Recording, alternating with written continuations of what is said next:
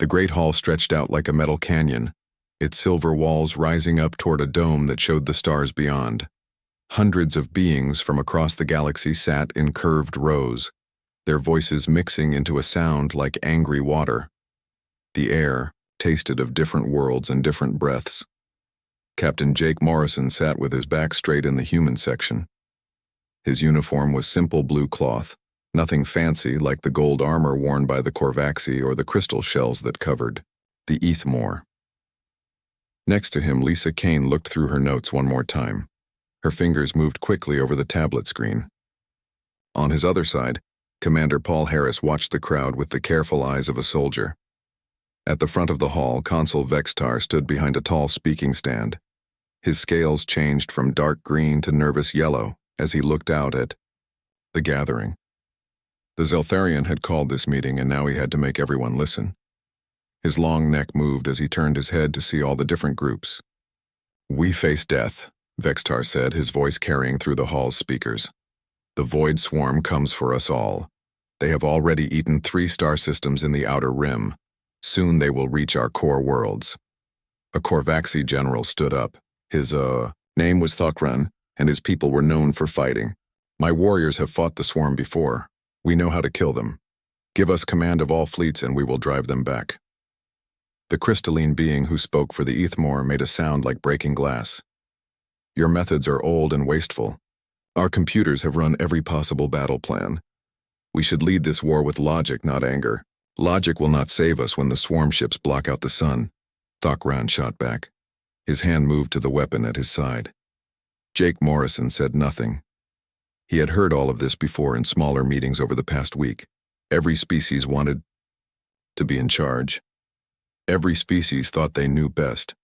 Meanwhile, reports kept coming in from the edge of the galaxy. The swarm was getting closer. A delegate from the water world of Aquus raised her webbed hand. "What about our ocean colonies? Will they get the same protection as the land worlds?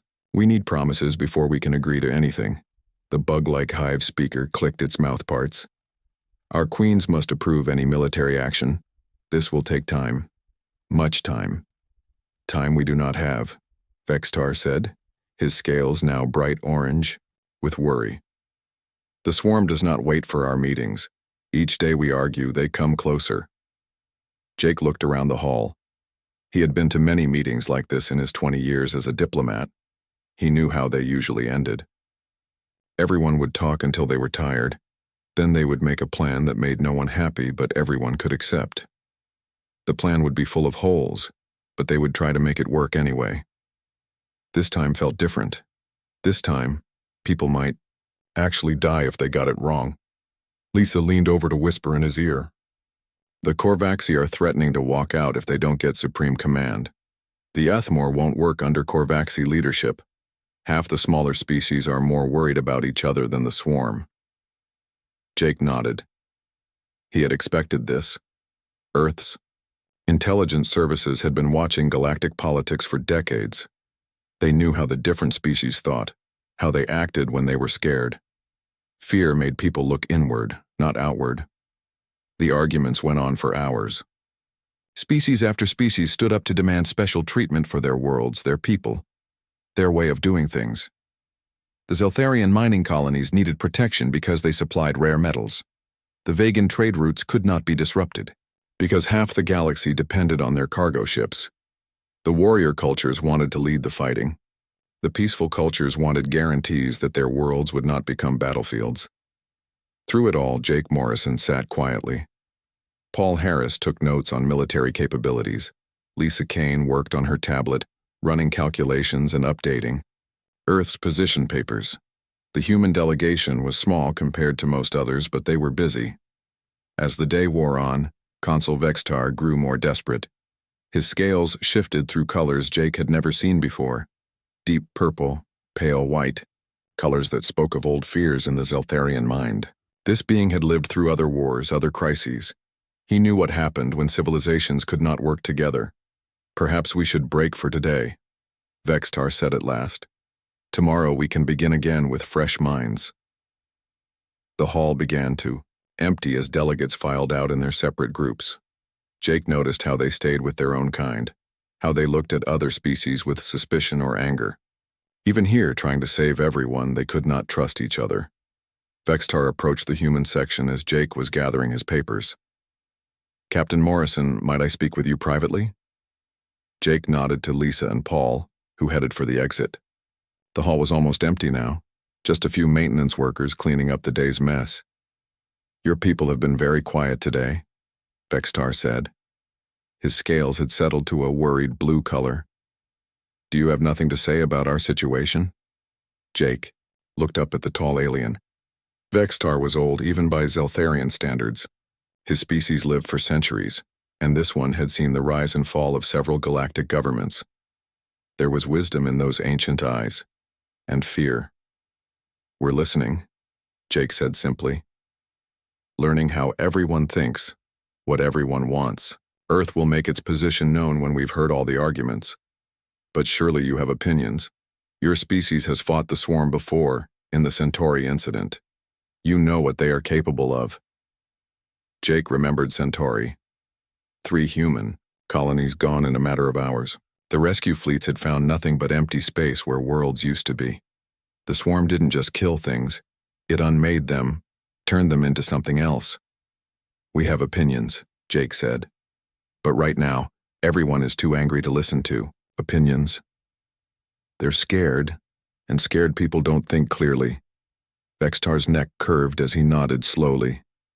"Fear is the mind killer, as your human philosophers say. But we cannot let fear paralyze us. The swarm will not wait for us to overcome our differences." "No, it won't," Jake agreed. He stood up, shouldering his bag. "But maybe that's not the real problem." "What do you mean?" Jake looked around the empty hall, at the seats where dozens of species had sat and argued and accomplished nothing. "Maybe the problem isn't that we're scared. Maybe the problem is that we're trying to fight this war the same way we've always fought wars, like it's just another political problem to be solved with meetings and committees." He walked toward the exit, leaving Consul Vextar alone with his thoughts and his fears. Outside, the artificial suns of Nexus Prime were setting, casting long shadows across the diplomatic quarter. Tomorrow, there would be more meetings, more arguments, more time wasted while the swarm came closer. But Jake Morrison was no longer thinking about tomorrow's meetings. He was thinking about the message waiting for him back at the human embassy, the one that would change everything. The second day of meetings began with worse news. A messenger ship had arrived during the night, carrying reports from the outer colonies. The captain was a young Korvaxi named Dextar, his battle armor scratched and burned from combat. "The Kepler station is gone," he announced to the assembly. His voice shook despite his warrior training.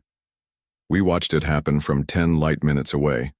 The swarm ships came out of hyperspace like a storm cloud. In 6 hours there was nothing left but empty space." The hall fell silent. Kepler Station had been home to 4 million beings from 12 different species. Now it was simply gone, as if it had never existed at all. Consul Vextar's scales turned deep black with grief. "How many ships were in the swarm force?" "We counted. Over 3,000 vessels before our sensors failed. But Captain, they were not like the ships we fought before. These were bigger, stranger. They moved like living things." General Thokran slammed his fist on his desk. "This is what comes from endless talking. While we sit here making speeches, the enemy grows stronger. Give me command of the combined fleets, and I will make them pay for every world they take."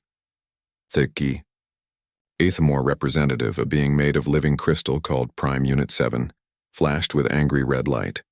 "Your emotional responses will lead to defeat. We must calculate the optimal strategy based on current data.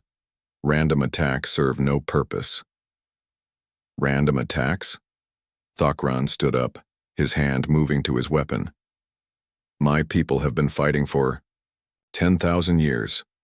We know war better than any computer program. Your people have been fighting primitive conflicts with simple weapons. This enemy requires precision, not rage." Jake Morrison watched the argument with tired eyes. It was the same fight they had been having for 3 days now. Every species thought their way was best. None of them wanted to follow anyone else's plan. Lisa Kane slipped him a note. The Hydrons were threatening to pull out if the water worlds didn't get special protection. The mining colonies wanted their own defense fleets. The trade routes needed constant patrols or the economy would collapse. Everyone had demands, but no one wanted to make sacrifices. On the third day, more bad news arrived. The Void Swarm had split into multiple groups, attacking from different directions. The defense plans that various species had been arguing about were already outdated. The enemy was moving faster than anyone had predicted. "We need to act now," Vextar pleaded with the assembly. "Every hour we delay, more colonies fall. More people die." But the arguments only got worse. The Korvaxi accused the Ethmor of cowardice. The Ethmor called the Korvaxi primitive barbarians. The smaller species formed groups to protect themselves from both the swarm and their supposed allies. Jake found himself thinking about Earth's history. Humans had faced extinction threats before. Sometimes they came together to fight them. Sometimes they didn't. The times they failed, people died. The times they succeeded, they usually did it by putting aside their differences and following a single plan. But these species had never learned that lesson. They had never faced anything that threatened all of them equally. Their wars had always been small affairs, fought over territory or resources. This was different, and they didn't know how to adapt. On the fourth day, the worst news yet arrived. The Talon Nebula colonies were under attack. These were not frontier settlements, but major worlds home to billions of beings. If they fell, the swarm would have a clear path to the galactic core. "We have perhaps 2 weeks before they reach the core systems," reported the Ethmor's tactical analysis. "After that, resistance becomes statistically impossible." The hall erupted into panic. Species representatives began making private calls to their home governments. Some were arranging evacuations. Others were preparing their own defense plans, forgetting about the alliance entirely. General Thokran stood on his desk and roared for attention. "Enough of this madness. I challenge Prime Unit 7 to single combat. Winner takes command of ICO, all military forces." The crystalline being flickered with what Jake had learned was amusement. "Your primitive customs have no meaning here. Combat cannot solve problems that require intelligent planning. Then you are a coward as well as a fool." The insult was too much. Prime Unit 7 began to glow with dangerous energy. Other Ethmor in the hall started to resonate in harmony, their combined power building toward something destructive. Consul Vextar stepped between them, his scales bright red with alarm. "Stop this madness. We cannot fight each other when the enemy approaches." But it was too late. The damage was done. The Ethmor delegation began packing their equipment. Within an hour, they announced their withdrawal from the alliance talks. They would defend their core systems independently. Jake Morrison finally asked to speak. The hall grew quiet as he walked to the speaker's platform. He was not tall like the Korvaxi or impressive like the crystal beings, just a middle-aged human in a simple uniform. "We've been here for 4 days," he said, his voice carrying clearly through the hall. "In that time, the enemy has destroyed 6 major colonies and dozens of smaller settlements. They've killed millions of beings while we argued about who should be in charge." He paused, looking around at the various species. "My people have a saying. When your house is on fire, you don't form a committee to decide who holds the hose. You put out the fire first, then argue about everything else later." "But we must have proper command structures," protested a Vegan trade representative. "We must protect our vital interests." "Your vital interest is staying alive," Jake replied. "Everything else is just details." He outlined a simple plan. Each species would contribute ships and troops based on their capabilities. Joint command centers would coordinate tactics. No single species would control everything, but decisions would be made quickly by whoever was closest to the action. It was reasonable. It was practical. It might actually work. The assembly voted it down within an hour. Too many species wanted guarantees for their home worlds. Too many wanted their own people in key positions. Too many were more worried about losing power than losing lives. That evening, Jake received a priority message from Earth. Lisa Kane delivered it to him in his hotel room, her face pale with worry. "Command wants to know if the Alliance talks will succeed," she said. Jake read the message twice before answering. The words were simple, but he knew what they really meant. Earth's government was asking if they should continue to hope for galactic cooperation, or if they should activate other plans. "Tell them no," Jake said quietly. "Tell them the Alliance is a failure. The species here are more afraid of each other than they are of extinction." Lisa nodded and began typing a response. Jake walked to his window, looking out at the lights of Nexus Prime. Somewhere out there, the Void Swarm was coming closer. In 2 weeks, maybe less, they would reach the core worlds. Billions would die because everyone wanted to be in charge and no one wanted to follow. He thought about the message from Earth, about the plans he wasn't supposed to know about, but could guess at anyway. Humanity had not survived this long by relying on others to save them. They had backup plans, secret preparations, alternatives to hope and prayer. Tomorrow would be the last day of talks. Jake already knew how it would end.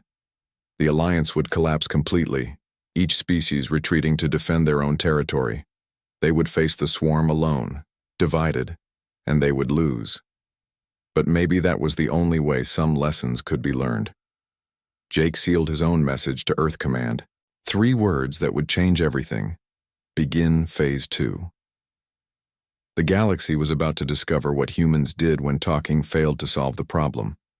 They were about to learn why Earth had been so quiet during the Alliance talks, why humanity's delegation was so small, why they seemed so calm while everyone else panicked. They were about to understand that sometimes the most dangerous people in the room were the ones who said the least. Consul Vextar arrived at the council chambers early on the 5th morning. His scales had turned a worried gray color during his sleepless night. The reports from the outer rim were getting worse by the hour. 3 more colonies had gone silent. The Void Swarm was moving faster than their worst predictions. He walked into the Great Hall expecting to see the usual chaos of delegates preparing for another day of arguments. Instead, he found something that made his blood run cold. The human section was empty. Not just empty of people, but completely cleared out. The desks where Jake Morrison and his team had sat were bare. The communication equipment they had used was gone. Even the small Earth flag that had marked their territory had been removed.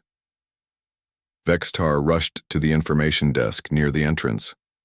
"Where are the human delegates?" he asked the Nexus Prime official on duty. The official, a gray-skinned being with large eyes, checked his records. The Earth delegation checked out of their quarters at 400 hours this morning. They cited urgent business back home. "Checked out? All of them?" "Yes, sir. Captain Morrison left this for the council leadership." The official handed Vextar a simple datapad. The message was short and formal. "The Earth delegation thanks the Galactic Council for their hospitality during these difficult times. Due to changing circumstances, we must return home to consult with our government. We wish all member species success in their defensive preparations." Vextar stared at the message, reading it 3 times. Changing circumstances. Defensive preparations. The language was polite but cold, like a business letter ending a contract. Other delegates began arriving for the day's session. The Korvaxi. General Thokran noticed the empty human section immediately. "Where are the Earth people?" he demanded. "Gone," Vextar said, his voice barely above a whisper. "They left during the night." The news spread through the hall like fire. Representatives huddled in small groups talking in urgent whispers. The humans were not the largest delegation, but everyone knew they controlled important shipping routes and had some of the best military technology in the galaxy. Prime Unit 7, the crystal being who spoke for the Ethmore, flashed with patterns that showed confusion. "This action makes no logical sense. Earth gains nothing by abandoning the Alliance talks." "Maybe they know something we don't," suggested the Hydran delegate, her webbed hands nervously adjusting her breathing apparatus. That thought sent a chill through the assembly. What if the humans had received information that made them give up hope? What if they knew the situation was already hopeless? Vextar tried to contact the human embassy in the capital city. The communication system connected, but only played a recorded message. "The Earth embassy on Nexus Prime is temporarily closed for administrative reasons. For urgent matters, please contact the Earth Consulate on Alpha Centauri. Alpha Centauri was 3 weeks away by the fastest ship. Whatever urgent matters the humans might handle, they would not be handled quickly. By midday, worse news arrived. Human merchant ships throughout the galaxy were leaving their current locations and heading back toward Earth space. Trade agreements were being canceled. Cultural exchange programs were ending. It was as if humanity was pulling itself away from the rest of the galaxy. "They're abandoning us," said the representative from the mining world of Kepler 5. "They know we're going to lose, so they're saving themselves." The Korvaxi delegation was furious. "Cowards!" General Thokran spat. "They run at the first sign of real danger. This is why warriors should lead, not merchants and diplomats." But Prime Unit 7 calculated different possibilities. Perhaps their withdrawal indicates preparation for independent action. Human behavior patterns suggest they prefer controlled environments for major operations. "What kind of operations?" Vextar asked. "Unknown. Earth's military capabilities are classified at the highest levels. Our intelligence estimates may be incomplete." That afternoon brought the collapse everyone had feared. The Ethmore announced they were withdrawing from the alliance talks to focus on defending their core systems. Within an hour, the Korvaxi followed suit. The smaller species began forming their own defensive packs, excluding anyone they saw as competition for resources. By evening, the Great Alliance existed only on paper. Vexitar found himself coordinating a token force of minor species who lacked the ships and weapons to stand against the swarm alone. He sat in his empty office, staring at star charts that showed the enemy's advance. Red markers indicated systems that had already fallen. Yellow ones marked colonies that were under attack. At the current rate of advance, the swarm would reach the core worlds in less than 2 weeks. His aide, a young Zeltharian named Kexmore, brought him the day's intelligence reports. "Sir, we're getting strange readings from human space." Vextar looked up from his charts. "What kind of readings?" "Energy signatures near Earth and its major colonies. Very large ones, unlike anything in our databases. Our long-range sensors can't get clear details, but something big is happening there." "How big?" "The energy output suggests massive industrial operations. Construction maybe, or weapons testing. Whatever they're doing, they've been at it for months." Vextar felt a cold certainty settle in his chest. The humans had not abandoned the galaxy because they were afraid. They had abandoned the Alliance because they had never needed it in the first place. "Show me everything we know about human military capabilities," he ordered. Kexmore activated the wall display, showing files that the intelligence services had compiled over decades. Ship designs, weapon specifications, battle records for minor conflicts. It was impressive but not overwhelming. Nothing that suggested Earth could stand alone against the Void Swarm. "This is what they've shown us," Vextar said slowly. "But what if there's more? What if they've been keeping their real strength hidden?" "Sir, that would violate dozens of treaty obligations. The military limitation agreements, the technology, sharing accords, the mutual defense pacts. Treaties that assumed we would all work together when the real threats came," Vextar finished. "Treaties that we just proved we cannot honor." He thought back to the alliance talks, remembering how quietly the humans had sat through the arguments, how Jake Morrison had listened without reacting, taking notes, but offering no strong opinions. At the time, it had seemed like diplomatic caution. Now it looked like something else entirely. They had been studying everyone, learning how each species thought, how they reacted under pressure, what their real priorities were. The humans had come to the talks not to participate but to observe. "Sir, incoming message from the perimeter scouts," Kexmore announced. "The swarm has reached the Vega system. They're 3 days ahead of schedule." Vextar's scales turned black, with despair. Even if the Alliance had held together, they would not have had time to prepare proper defenses. The swarm was moving too fast, hitting too many targets at once. But somewhere in the back of his mind, a different thought was growing.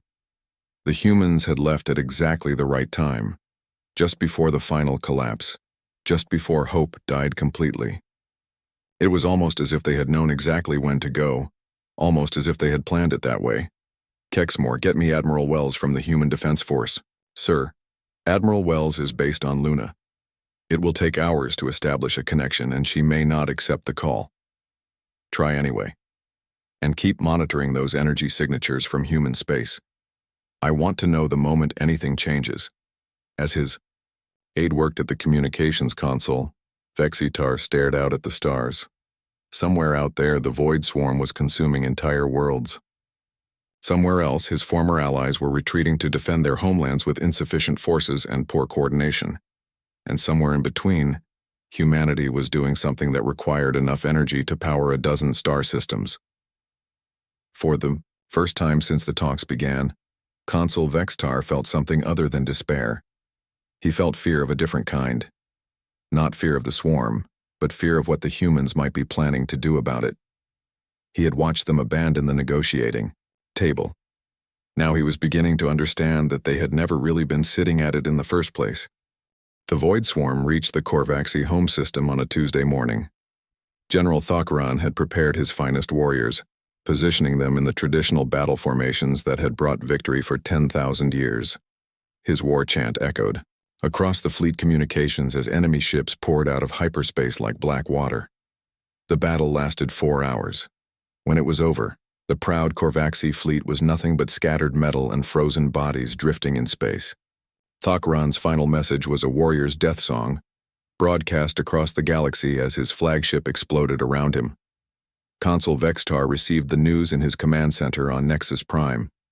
His scales had turned permanently gray from stress, and he no longer bothered to hide his fear. The reports kept getting worse every day.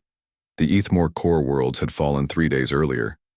Their perfect calculations and logical battle plans had meant nothing when the swarm adapted faster than their computers could process.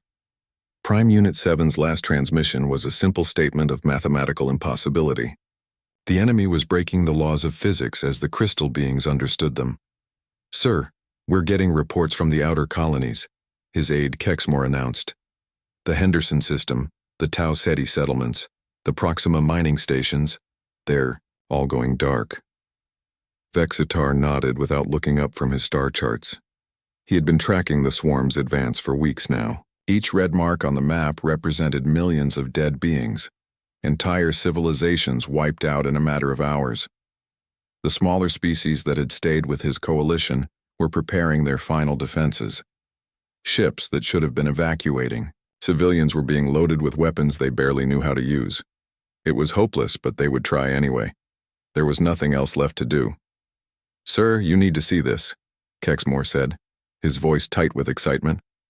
Vextar looked up to see his aide pointing at the long-range sensor display. New contacts were appearing at the edge of their detection range, moving fast toward the combat zones. "Are those swarm ships?" Vextar asked. "No, sir. The energy signatures are different. They're human ships." Vextar felt his heart stop for a moment. "How many?"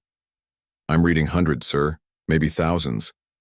They're coming from the direction of Sol System, moving in perfect formation." The display zoomed in as their sensors got better readings. The ships were unlike anything in the galactic databases, sleek and dark, with weapon systems that showed up as blank spaces on their scans. Whatever technology the humans were using, it was completely unknown to galactic science. "Get me Admiral Wells," Vextar ordered. "Emergency priority." This time, the connection went through immediately. The image of a middle-aged human woman appeared on his screen. She wore a simple black uniform with no decorations except a small Earth symbol on her collar. "Consul Vextar," she said with a slight nod. "I was expecting your call." "Admiral Wells, what are your ships doing? Are you coming to help with the evacuation?" "No evacuations," the Admiral replied calmly. "We're here to end this war." Before Vextar could ask what she meant, alarms began, sounding throughout his command center. His tactical officer, a bug-like being from the hive worlds, was chittering with excitement. "Sir, massive battle in progress at the Kepler Gate. Swarm forces engaging unknown vessels." The main display switched to show a real-time feed from their deep space monitors. What Vextar saw made him question his own sanity. A swarm tendril of over 2,000 ships had been advancing toward the galactic core. These were the same biomechanical monsters that had destroyed the Korvaxi fleet and consumed the Ethmore worlds. Against them stood perhaps 50 human vessels, tiny by comparison. The battle should have been a massacre. Instead, Vextar watched the impossible happen. Human ships moved like dancers, flowing around swarm attacks with perfect timing. Their weapons cut through enemy armor like it was made of paper. When swarm vessels tried to adapt, the human technology adapted faster. When the biomechanical ships attempted to swarm a single target, that target simply wasn't there anymore. In 20 minutes, the human fleet had destroyed over half the swarm force without losing a single ship. How? Vextar whispered, staring at the display. Admiral Wells heard him through the open channel. We've been preparing for this war for 30 years, Consul. While other species argued about politics, we studied the enemy. While you held meetings, we built weapons. While you tried to form committees, we trained our people. The battle continued as they spoke. Swarm ships that had seemed invincible just days ago were being torn apart by human weapons. The biomechanical creatures tried every adaptation they had used against other species. Nothing worked. But your technology levels, Vextar said, his voice weak with shock. The galactic surveys, the military assessments, you were rated as a mid-level species. We let you rate us that way, Admiral Wells replied. It seemed safer than letting everyone know what we were really capable of. Humans learned long ago that showing your full strength too early is a mistake. On the tactical display, the last swarm ships were being destroyed. The human fleet reformed into perfect patterns and began moving toward the next enemy concentration. They moved with the confidence of a species that had never doubted they would win. Why didn't you tell us? Vextar asked. Why didn't you share this technology during the Alliance talks? Admiral Wells was quiet for a moment, and when she spoke again, her voice was sad. Because we knew the talks would fail, Consul. We knew every species would put their own interests first when the real crisis came. We've seen it happen before, in our own history, and in others. So you abandoned us? No, she said firmly. We abandoned the talks. We never abandoned the galaxy. Every world that falls to the swarm is a world we failed to protect. Every being that dies is someone we couldn't save in time. But we couldn't save anyone by sitting in meetings while the enemy advanced. Reports were coming in from across the war zone now. Human fleets were engaging swarm forces at dozens of locations simultaneously. The coordination was perfect, as if every human ship was part of a single mind. They struck at exactly the right moments, hit exactly the right targets, moved with precision that made the Ethmore's computer calculations look clumsy. Admiral, Vextar said carefully, what do you need from us? Nothing, Wells replied. Your remaining forces should focus on evacuation and rescue operations. Leave the fighting to us. But surely you can use our ships, our knowledge. With respect, Consul, your ships would only get in our way. This is war as humans understand it. Total commitment, perfect coordination, no compromise. We can't do that with a committee making decisions. The display showed another swarm force being annihilated. This one had been approaching the core worlds, less than a day away from reaching populated systems. Now it was gone, erased by weapons that seemed to bend the laws of physics. How long? Vextar asked. How long until you can push them back? Admiral Wells smiled for the first time since the conversation began. Push them back? Consul, we're not interested in a defensive war. We're taking this fight to the source. The source? The swarm's staging grounds outside our galaxy. We know where they come from now. We know how they think, how they reproduce, how they choose their targets, and we know how to kill them permanently. The screen filled with new sensor readings as more human ships arrived in the combat zone. Not hundreds now, but thousands. Ship designs that had never been seen before, carrying weapons that shouldn't have been possible to build. 30 years of preparation, Admiral Wells continued. 30 years of watching, learning, building. While you all thought we were just another species trying to find our place in galactic civilization, we were getting ready for the war we knew was coming. Vextar realized he was shaking, not from fear of the swarm anymore, but from understanding what he was really seeing. Humanity hadn't abandoned the galaxy. They had taken responsibility for it, whether the galaxy wanted their help or not. The Terror wasn't watching you leave the table, he said quietly. What? The real terror was realizing you were never really sitting at it in the first place. Admiral Wells nodded slowly. The talking was just one more kind of warfare, consul, and humans are very good at all kinds of warfare. The transmission ended, leaving Vextar alone with his thoughts and the impossible reports flooding in from across the galaxy. The void swarm, unstoppable for weeks, was being systematically destroyed by a species most people had considered unremarkable. He wondered what else humanity had been hiding, and whether the galaxy would ever be the same again. 3 months later, Consul Vextar stood on the observation deck of the human ship Endurance, watching something that should have been impossible. Through the reinforced windows, he could see the edge of the galaxy stretching out into dark space, and beyond that, the staging grounds where the void swarm had been building their forces for invasion, or rather, where they had been building them. Now the space was filled with debris and the scattered remains of biomechanical constructs that would never threaten anyone again. The last swarm factory ship was destroyed 6 hours ago, Captain Jake Morrison said, walking up beside him. The human diplomat looked tired but satisfied, like someone who had finished a long and difficult job.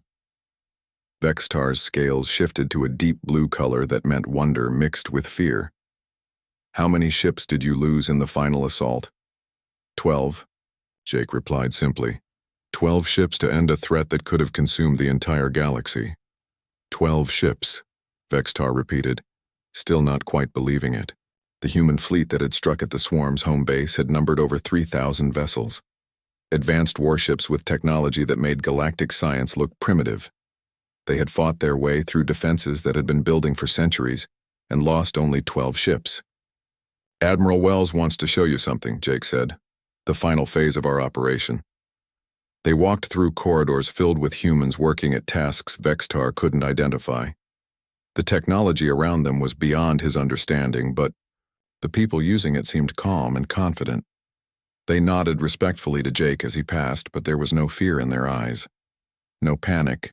No desperation. Just the quiet satisfaction of professionals doing their job well. The command center was a large room filled with displays showing the galaxy from dozens of different angles. Admiral Wells stood at the center, coordinating operations across thousands of light years. She looked up as they entered. Consul, just in time, we're beginning the final cleanup operations. Cleanup? Vextar asked. The main display changed to show human ships moving through the galaxy. But these weren't warships.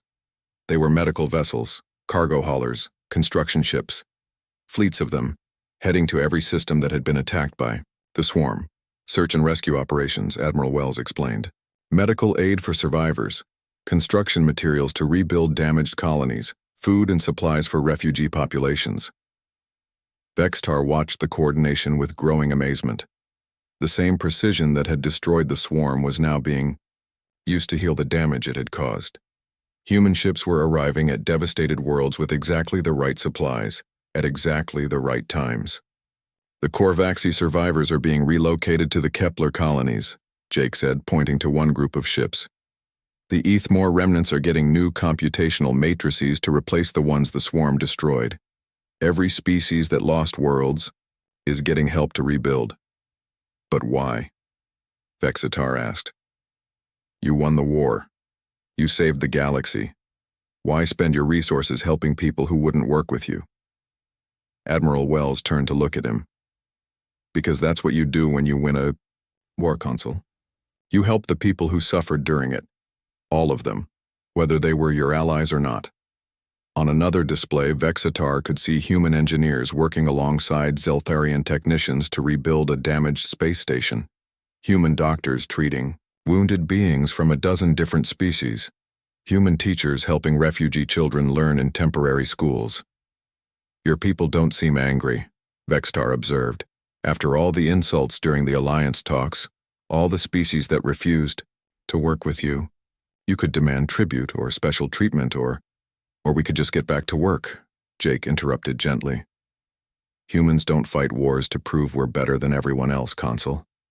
We fight them to protect the things we care about, and we care about more than just other humans. The display showed the full scope of the relief operation. Hundreds of thousands of human personnel working across the galaxy, ships carrying medical supplies to former enemies, engineers rebuilding, worlds that had never been friendly to Earth. It was a massive effort, larger than most species' entire space programs. "How long have you been planning this?" Vextar asked. "The relief operations?" "About as long as we've been planning the war," Admiral Wells replied. 30 years of preparation included figuring out how to put things back together afterward. We studied not just how to defeat the swarm, but how to heal the damage they would cause. Vextar felt a chill run through his body. 30 years. While other species had been focused on their own immediate concerns, humanity had been thinking decades ahead. They had prepared not just for victory, but for the responsibility that came with it. "The Galactic Council is requesting a meeting," Jake said, reading from a tablet. "The surviving species want to discuss new alliance structures. They're asking for human leadership in the new government." Admiral Wells laughed, but there was no humor in it. "Of course they are. Now that the fighting is done, they want us to take charge of the politics too. Are you going to accept?" Vexitar asked. "No," Jake replied firmly. "We'll participate in the council, same as before. We'll share our technology, provide security assistance, help with trade agreements. But we won't rule anyone. That's not what humans do." "But you could," Vextar said quietly. "Your technology, your military strength, you could demand anything you wanted from any species in the galaxy." "Yes, we could," Admiral Wells agreed. "And that's exactly why we won't. Power that comes from fear doesn't last. It just creates the conditions for the next war." Through the observation windows, Vextar could see Earth in the distance, the small blue world that had hidden such incredible strength. Around it, the orbital shipyards that had built the fleet that saved the galaxy were already switching to civilian production. Cargo ships instead of warships, medical stations instead of weapons platforms. "What happens now?" he asked. "Now we go back to normal," Jake said. "Trade resumes, diplomacy continues, people rebuild their lives. The only difference is that everyone knows what humans are really capable of, so maybe the next crisis will be handled differently." "You think there will be a next crisis?" "There's always a next crisis," Admiral Wells said. "That's why we stay prepared. That's why we keep building ships, training people, watching the dark spaces between stars. Not because we want to fight, but because someone has to be ready when the fighting comes." The display updated to show the final human warships leaving the battle zones, heading home to Earth.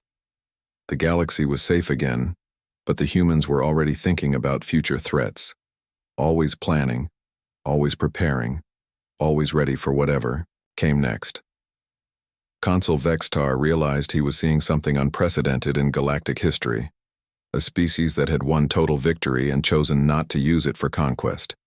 A people who had saved everyone and asked for nothing in return except the chance to go back to their normal lives. "I owe you an apology," he said to Jake. "During the alliance talks, I thought your people were being stubborn, unrealistic. I thought you didn't understand how galactic politics worked." Jake smiled. "We understood perfectly, Consul. We just understood something else too. Sometimes, the only way to save everyone is to stop asking permission first." As the Endurance turned toward home, Vextar watched the human fleet disappearing into hyperspace. They were going back to their worlds, their families, their ordinary lives. But he knew they would be watching, waiting, ready to act again if the galaxy needed them. He thought about the monument that was being built on Nexus Prime. A simple stone wall with the names of every being who had died fighting the swarm. The bottom, in letters that could be seen from orbit, were the words Admiral Wells had suggested. "To those who stood together, the galaxy remembers. To those who stood alone, the galaxy protected anyway." The humans had kept their promise even when no one else had kept theirs. They had saved everyone, whether the galaxy wanted their help or not. And now, having proven what they could do, they were quietly going home. That, Vextar realized, was the most terrifying thing of all. Not their weapons or their technology or their perfect coordination, but their willingness to do what was necessary and then simply walk away when the job was done. The galaxy would never be the same again. And maybe that was exactly what it needed.